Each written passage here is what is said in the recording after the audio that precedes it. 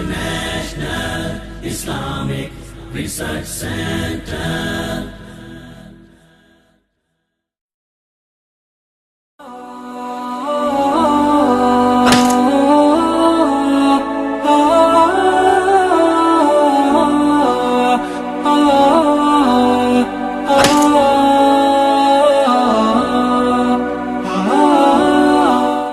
ایک سوال ہے، کیا گھر میں بچوں کے لیے گڑیا یا کتا بلی وغیرہ کی شبیہ یا کھلونا وغیرہ رکھ سکتے ہیں؟ یہ بڑی اہم چیز ہے ہمارے گھروں میں آج کل، چونکہ یہ چیزیں بہت پائی جاتی ہیں بچوں کے لیے، اور بچوں کے نام سے لیتے ہیں اور ان کی اماں نے سنبھال کے اوپر الماری میں رکھا ہوا ہوتا ہے اپنے لیے. ایسا ہے یا نہیں؟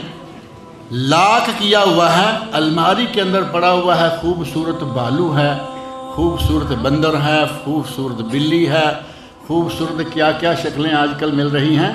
اگر یہ الماری میں رکھیں بچوں کے نام سے حرام ہے، ناجائز ہے، یہ بت پرستی کے کھاتے میں آنے والی چیز.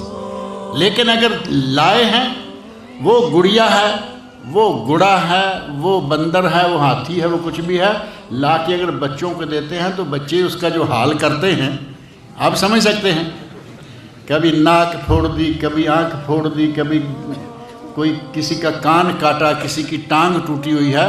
وہ عبادت یا پرستش یا شرک کے کھاتے میں آ ہی نہیں سکتا، لہذا بچے اس کا احترام نہیں کریں گے.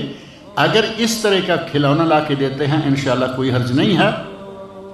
اور اگر بزرگوں کے لیے یہ کھلونا لایا گیا ہے اور الماری میں اس کو لاک کر کے رکھا گیا ہے تو وہ قطعاً جائز نہیں.